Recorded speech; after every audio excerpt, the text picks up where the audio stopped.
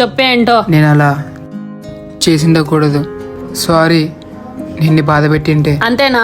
నాకు కోపం వస్తే నా మాటలు మారుతాయి, అంతేకాని నీపై ఉన్న ప్రేమ ఎప్పటికీ మారదు. కోపమైన ప్రేమ అయినా నా అనుకున్న నీ పైన మాత్రమే చూపించగలను. నువ్వు కోరుకున్న ప్రేమ నీకు ఇచ్చినా లేదో తెలియదు, కానీ నీకు ఇచ్చిన ప్రేమ ఇంకొకరు మాత్రం ఇవ్వను. అయినా జస్ట్ ఫ్రెండ్ గా ఉంటే ఏమైంది? మన లైఫ్లోకి థర్డ్ పర్సన్ వచ్చినారు అంటే ఆటోమేటిక్గా చేంజ్ వస్తుంది. అబద్ధాలు, లేట్ రిప్లై, తెలియకుండా బయటికి పోవడం, బిజీ కాల్స్, మనం చూపించిన ప్రేమ ఇరిటేటింగ్గా అవుతుంది. నువ్వు ఇంత ముందు మాదిరి లేవు, అస్సలు నచ్చటం లేదు. నన్ను నాలాగా చూస్తే నచ్చుతా, అంతేగాని వేరే వాళ్ళతో పోలిస్తే అస్సలు నచ్చను. అయినా నీ దగ్గర మాట్లాడి వేస్ట్. ఏడు పాప ముందు నువ్వు. పార్వతి కోసం శివుడు ఏడ్చినాడు, రాధ కోసం కృష్ణుడు ఏడ్చినాడు, సీత కోసం రాముడు ఏడ్చినాడు.